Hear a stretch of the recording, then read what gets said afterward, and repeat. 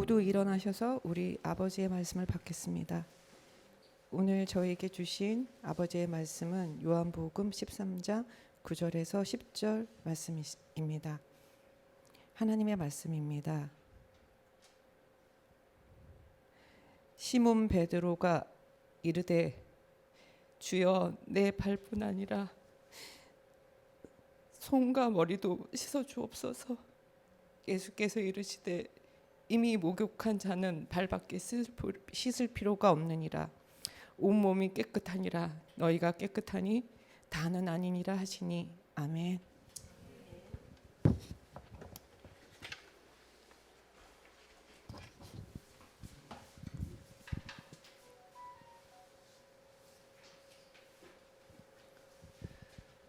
사랑이라는 말은 세상에서 가장 중요하고 아름다운 단어입니다.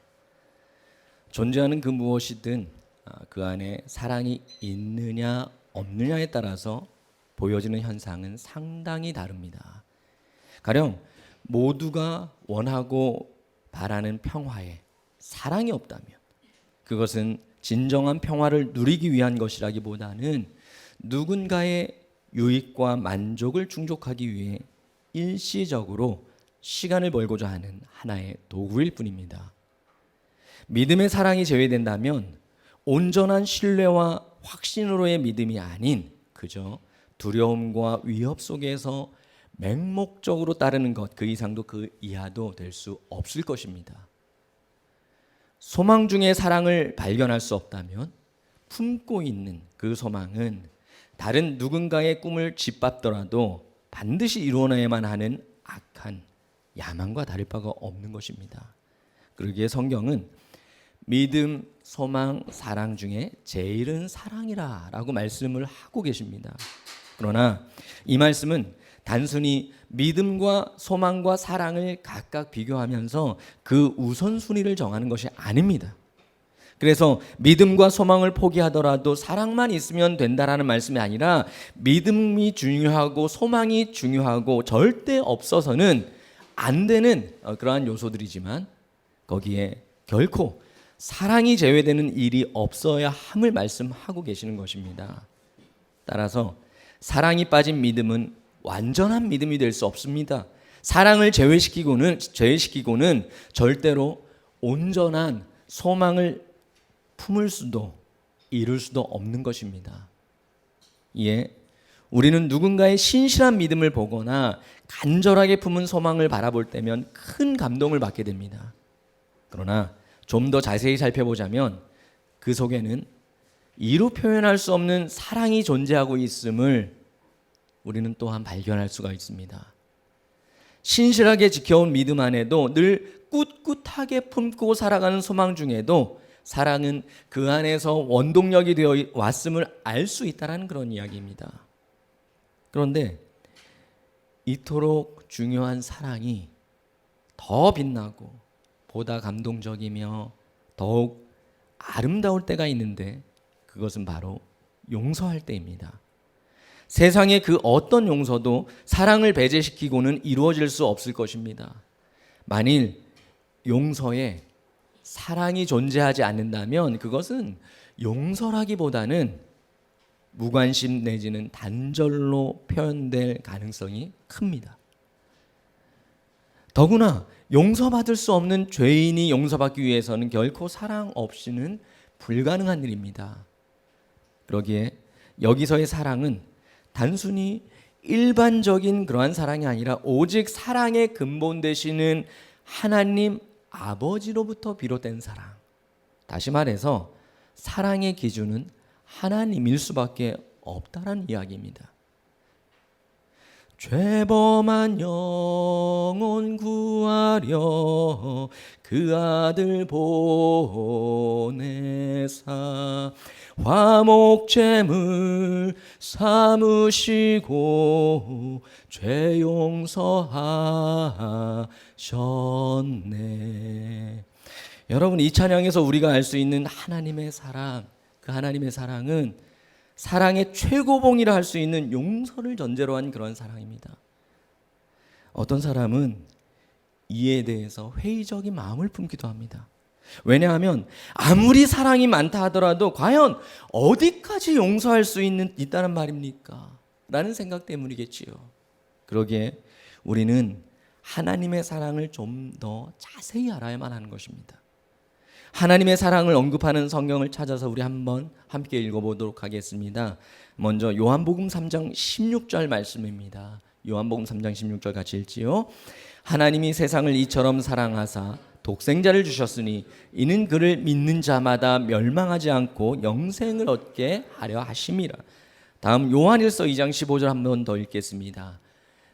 이 세상이나 세상에 있는 것들을 사랑하지 말라. 누구든지 세상을 사랑하면 아버지의 사랑이 그 안에 있지 아니하니. 아멘. 여기서 알 수 있는 것이 있습니다. 하나님의 사랑은 제한적이지도 또 편협적이지도 않다라는 사실입니다. 자비와 인자가 끝이 없는 사랑입니다. 그러나 동시에 하나님의 사랑에는 분명한 목적과 이유가 있다는 사실입니다. 하나님의 사랑은 자신의 아들 예수를 십자가에 못 박혀 죽게 하실지라도 이 세상에 속해 있는 저와 여러분을 죄로 인한 죽음에서 건져내려 하시는 특별한 목적을 가지고 계십니다. 따라서 하나님이 그 사랑으로 우리의 죄를 용서하신 가장 큰 이유, 그것은 바로 구원하시기 위함입니다. 하지만 우리의 죄를 사하시고 구원하시려는 하나님의 사랑일지라도 그 존재 자체로만 모든 것이 저절로 해결되어지는 것은 아닙니다. 아무리 죄에 대한 모든 용서가 준비된 사랑이 있고 그 사랑을 부어주셨다 할지라도 자신의 죄에 대해서 깊은 회개와 진정한 돌이킴이 없다면 그 사랑은 자신과 무관하다 할 수밖에 없는 것입니다. 그러기에 그토록 크신 하나님의 사랑을 알았다면 우리의 할 일은 이제 그 용서에 속하기 위해서 죄를 회개해야 하는 것이고 구원을 얻기 위하여 그의 보내신 아들 곧 예수 그리스도를 믿는 것입니다. 이처럼 구원은 오직 예수 그리스도를 영접함으로 얻게 되는 것입니다. 예수를 믿고 영접할 때 죄와 사망의 올무에서 벗어나고 구원을 받아 예수 그리스도의 자녀로 살아가는 것입니다. 구원받기 위한 다른 방법은 없습니다. 사도행전 4장 12절 같이 한번 읽어보겠습니다. 다른 이로서는 구원받을 수 없나니 저나 사람 중에 구원받을 만한 다른 이름을 우리에게 주신 일이 없음이라 하였더라. 아멘. 그런데 구원받은 사람으로 그리스도의 자녀가 되어 살아간다 할지라도 주님의 나라에 들어가기까지 세상을 살아가는 동안 크고 많은 일들을 겪으며 살아갈 수밖에 없는 것이 바로 사람의 인생이라는 것이지요. 그렇다고 우리가 이미 받은 구원을 의심하거나 불안하게 여길 필요는 없습니다. 다만 구원받은 사람으로서 그리스도의 자녀답게 겸손함과 담대함으로 살아가는 것이 맞습니다. 구약 성경 출애굽기를 보면 이스라엘은 애굽에서 구원받았습니다. 하나님은 이스라엘이 홍해를 건너게 하신 후에 쫓아오던 그 애굽 군대가 홍해에 묻히게 하심으로 이스라엘의 구원을 더욱 확실히 하셨습니다. 이스라엘은 자신들을 올가매었던 애굽으로 다시 잡혀갈까 봐 더 이상 걱정할 이유도 없고 두려워할 필요도 없었다라는 것입니다. 이스라엘이 구원받음은 확실시 되었습니다. 그러나 애굽에서 구원받았지만 그것으로 모든 것이 다 끝난 것이 아니라 이제 그들은 약속의 땅 가나안에 들어가기까지 광야라는 길을 걸어야만 했습니다. 광야의 삶은 고달프지만 이것이 인생이기에 그들 또한 수많은 일을 겪을 수밖에 없었던 것입니다. 홍해 앞에서 하나님의 말씀에 모두가 순종해서 바다로 들어간 것은 참으로 놀라운 믿음입니다. 아무리 바다가 갈라지고 마른 땅을 밟는다고 할지라도 누구나 그 길을 걸어가는 것이 당연하다 생각한다면 여러분 그것은 커다란 오산입니다. 비록 마른 땅을 걸어가더라도 언제 다시 바닷물이 덮칠지 모르는 그 상황에서 한두 사람이 말을 타고 쏜살같이 달려가는 것도 아니고 수십만의 사람들이 가축을 몰고 짐을 끌고 그 길을 간다라는 것 자체가 믿음이 없이는 불가능한 일이기 때문이에요. 아마 그들은 바다를 건너는 그 시간 내내 경이로움뿐만 아니라 크고 작은 두려움 속에서 순간순간 겁에 질리기도 했을 것입니다. 또한 이스라엘의 뒤를 쫓아 달려오는 애국군대로 인해서 그들은 다시 두려움에 빠질 수밖에 없었지만 애굽의 모든 말과 병거가 물속에 빠지는 그 모습을 그들의 눈으로 목격했습니다. 그러기에 그들은 모두가 바다를 건넌 후에 하나님의 행하신 그 일을 찬양하며 믿음을 선포했던 것입니다. 그런데 그처럼 커다란 믿음으로 홍해를 건너게 된 이스라엘 사람 중 일부는 지난밤에 거둔 식량을 아침까지 남겨두지 말라라는 사소한 말씀을 청종하지 않았습니다. 이 내용이 궁금하신 분은 이후에 출애굽기 16장을 참고해 보시기 바랍니다. 하지만 저는 오늘 이 말씀을 통해서 그들의 믿음 없음을 이야기하고자 하는 것이 아닙니다. 그래서 단지 우리는 늘 말씀에 정확히 순종해야 한다는 것을 명심하자라는 그러한 이야기를 나누려고 하는 것이 아니라는 것입니다. 왜냐하면 부끄럽지만 이것이 구원받고 세상을 살아가는 사람들의 일반적인 그러한 모습이기 때문입니다. 그렇다고 구원받은 사람들은 이렇게 사는 것이 당연하다라는 것을 이야기하는 것도 아닙니다. 말씀을 정확하게 정정해서 결코 회개할 일을 만들지 말고 그러고 살아갈 수 있다면 좋겠지만 여러분, 사람의 인생에서는 이것이 불가능한 것입니다. 따라서 아무리 구원받은 사람이라 할지라도 수시로 회개하며 살아가야 하는 것이 이 땅에서의 삶이자 구원받은 사람의 도리라는 거예요. 하지만 여기서의 회개는 구원을 의심하면서 죄로 인해 잃어버렸을지도 모르는 그 구원을 다시 받기 위해서 회개하는 것이 아닙니다. 하나님은 이스라엘을 이미 애굽에서 건지셨고 그들이 믿음으로 홍해를 건널 수 있게 하셨습니다. 하나님은 이스라엘이 범죄하였을 때 그들이 건너온 홍해를 다시 거슬러 가서 애굽으로 돌아간 후 처음부터 시작하겠다라고 하신 적이 없습니다. 그저 그때그때의 죄악을 말씀하시고 해결할 수 있도록 해주셨습니다. 십자가에 달리시기 전 제자들과 마지막 만찬에서 주님은 분명히 제자들의 발을 씻겨주셨습니다. 이에 베드로가 뭐라고 이야기합니까? 발뿐만 아니라, 주여 발뿐만 아니라 손과 몸도 씻겨달라라고 했을 때 주님은 한 번 목욕한 자는 발밖에 씻을 필요 없다라고 말씀하고 계십니다. 물론 여기서 우리는 1차적으로 주님의 섬김을, 그 섬기셨던 주님을 본받는 것이 마땅하지만 깊이 묵상하며 깨달아야 할 또 하나의 요지는 바로 회개에 관한 것입니다. 이것은 구원을 위한 회개는 단 한 번으로 족하다라는 말씀을 하신 것이지만 더러워진 발은 날마다 씻어야 하는 것을 말씀하신 것이기 때문이에요. 그러므로 사람이 날마다 회개해야 하는 것은 자신이 받은 그 구원을 두고 오늘도 내가 구원받은 것이 맞는지 불안함 속에서 회개하는 것이 아닙니다. 구원에 대한 확신이 없어서 회개를 할 수밖에 없는 것이 아니라는 것입니다. 이스라엘이 홍해를 건넜지만 범죄함으로 다시 돌아가서 한 번 더 홍해를 건너야 하는 것이 아닌 것처럼 이미 홍해를 건너고 목욕한 자로서 구원을 받은 사실은 우리를 결코 떠나지 않습니다. 다만 구원받은 사람으로서 구원받은 사람답게 살아야 하는데 과연 구원받은 인생답게 살아간다는 것은 과연 어떤 모습이겠습니까? 아마 이에 대해서 그러한 인생은 뭔가 다를 것이다 라고 생각하는 것이 일반적일 것입니다. 그래서 구원받은 사람은 더 거룩하고 구원받은 사람은 결코 세상적이지 않고 구원받은 사람은 늘 은혜가 충만하고 무엇이든 구별된 그러한 삶을 살 것이다 라고 생각할 수가 있다는 것입니다. 물론 그리할 수 있다면 얼마나 좋겠습니까? 그러나 이것이 얼마나 어려운 일인지 여러분 모두가 잘 아실 것입니다. 그런데 여기서 우리가 늘 기억하고 감사할 수 있는 사실은 그럼에도 하나님은 구원을 택하시고 이루셨다는 것입니다. 구원을 이루시고 나면 구원에 속한 사람들로 인해서 이 땅의 모든 죄악이 다 사라지고 오직 거룩하고 결코 세상적이지 않게 되리라고 생각하셨다가 지금 하나님이 낭패를 보고 계신 중이 아니라는 거예요. 여러분, 구원에는 율법이 아닌 하나님의 사랑이 깃들어 있습니다. 그러기에 구원을 받고 살아가는 사람들에게 요구되는 것은 스스로를 향한 자책과 서로를 향한 비난과 변명과 핑계와 또는 뻔뻔함이 될 수가 없는 것입니다. 구원을 받고 살아가는 사람에게 요구되어지는 것은 오직 죄에 대한 깊은 탄식과 함께 회개뿐입니다.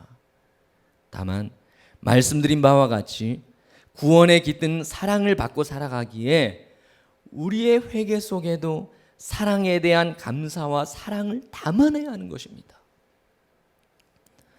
누군가는 그럽니다. 구원받은 자로서 당당하게 살아가야 하는 것이고 똑같은 회개를 반복하는 것은 구원에 대한 확신이 없거나 구원을 의심하는 것이라 라는 이야기를 합니다. 하지만 우리는 결코 우리가 받은 구원을 의심하거나 당당하지 못한 것이 아닙니다. 오히려 그 이전에 우리를 용서하시고 구원하시기까지 그 안에 가득한 하나님의 사랑을 알기에 오늘도 구원받은 자로서 회개하며 또 날마다 주님을 향해 사랑이 깃든 회개로 살아가는 것입니다. 이미 목욕하였기에 더는 목욕할 필요가 없더라도 날마다 더러워진 그 발을 씻고 살아가야 하는 것처럼 우리는 구원받은 인생이기에 오늘도 회개하며 살아가는 것입니다. 기도하겠습니다. 여러분, 회개는 이상한 것이 아닙니다. 날마다 그 발을 씻어야 함과 같이 우리는 날마다 하나님 앞에 회개로 나가야 합니다. 어떤 것을 회개하시겠습니까? 여러분, 하나님이 나와 함께 하지 않으실까? 내 죄 때문에 하나님이 나를 떠나셨을까 불안해하면서 혹시 회개하시는 그런 마음을 가지신 분은 안 계십니까?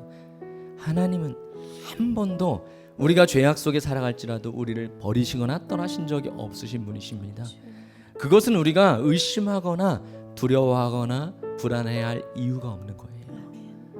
여러분, 날마다 더러워진 발을 씻음과 같이 그 불안한 마음이 다 버리고 주님이 나와 함께 하심을 믿으면서 내가 주님 앞에 오늘 드려야 될 회개해야 할 나의 더러운 죄악들, 나의 하나님 앞에 거룩하지 못한 습성들, 그 모든 것을 하나님 앞에 내려놓고 회개할 때 주님은 기뻐하시며 우리를 축복하십니다. 이 시간 다시 한번 우리 말씀을 생각하면서 하나님, 이 시간 나와 주님의 그 관계에 있어서 막힌 담을 내 죄악으로 세워놨는데 이제 다시 예수 그리스도 이름으로 무너뜨리게 하여 주시옵소서. 주님, 내가 주님 앞에 고백하며 회개합니다. 나를 용서하시고 십자가의 보혈로 씻어 주시옵소서. 이 시간 다시 한번 우리 결단하며 회개하며 하나님 앞에 기도하는 시간을 갖도록 합니다.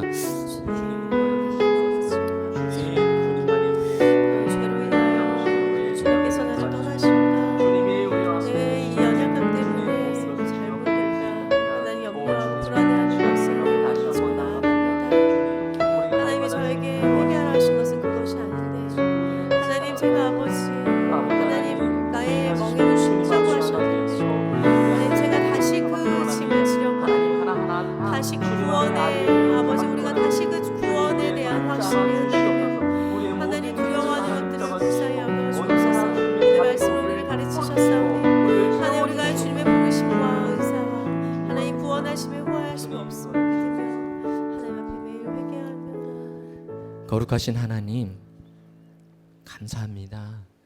주님 앞에 나가기에 우리가 스스로 쌓아 올린 그 더러운 죄악들을 우리의 발을 날마다 씻듯이 주님 앞에 회개하며 기도함으로 주의 그리스도의 그 보혈로 무너뜨리고 씻음 받을 수 있게 하여 주시옵소서. 살아가는 중에 죄 가운데 있다 할지라도 우리가 주님과 멀어진 것은 아닌지, 주님이 우리를 떠나신 것은 아닌지 하는 그런 의심의 구름이 있다 할지라도 주여, 그 모든 의심을 믿음으로 물리치게 하시고 날마다 주님 앞에 회개함으로, 또한 주님 앞에 고백함으로, 주님 앞에 모든 막힌 담을 허물어 내므로 더 가까이 그 거룩하심 앞에 나갈 수 있는 귀한 주님의 자녀들 될 수 있도록 인도하여 주시옵소서. 모든 영광을 주님 앞에 올려드리며 거룩하신 예수님의 이름으로 기도드리옵나이다. 아멘. 아멘.